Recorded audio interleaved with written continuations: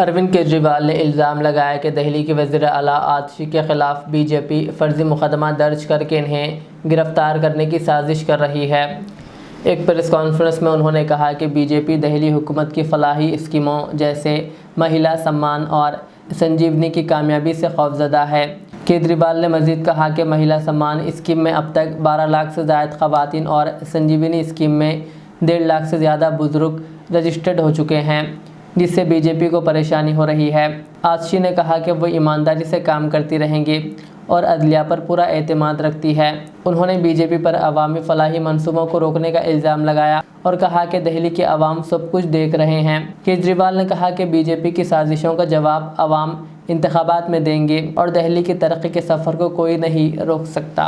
अभी 3-4 दिन पहले हमने 2 योजनाएं चालू की, अनाउंस की। महिला सम्मान योजना, जिसके तहत हर महिला को चुनाव जीतने के बाद योजना लाई जाएगी, जिसमें हर महिला को 2100 रुपये दिए जाएंगे। दिल्ली की कैबिनेट ऑलरेडी हज़ार रुपए की योजना मंजूर कर चुकी है और उसकी नोटिफिकेशन जारी हो चुकी है। लेकिन मैंने ऐलान किया था कि हम चुनाव जीत जाते हैं तो इसको बढ़ाकर 2100 कर दिया जाएगा। उसी तरह से बुजुर्गों के लिए हमने संजीवनी योजना ऐलान किया कि 60 साल से ऊपर के बुजुर्गों का सारा इलाज मुफ्त करवाएंगे, चाहे प्राइवेट हो चाहे सरकारी अस्पताल हो। इसमें ज़बरदस्त भीड़ लग रही है, लोग रजिस्ट्रेशन करा रहे हैं, लंबी लंबी लाइनें लग रही है, लोग हमारे दफ्तर आ रहे हैं और लोग बहुत खुश हैं। कल शाम तक, कल रात तक लगभग 12.5 लाख महिला सम्मान योजना में रजिस्ट्रेशन हो चुके थे और 1.5-2 लाख बुजुर्गों के रजिस्ट्रेशन हो चुके थे।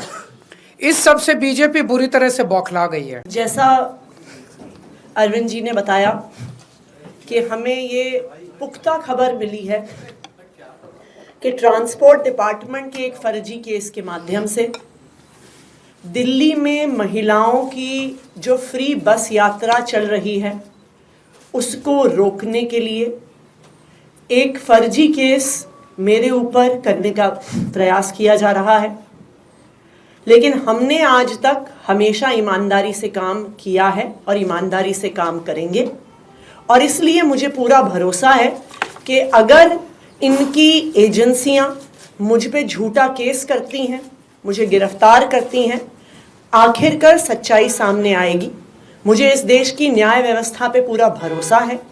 जिस तरह हमारी सारे पार्टी के सीनियर नेताओं को फर्जी केस करके जेल भेजा, लेकिन आखिरकार सच्चाई सामने आई और सबको एक एक करके बेल मिली।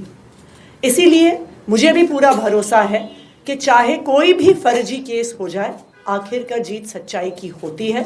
और अगर इन्होंने गिरफ्तार भी किया तो न्याय व्यवस्था और संविधान पे हमें इतना भरोसा है कि इनके झूठे केस के बाद भी ज़रूर हमें जल्द बेल मिलेगी।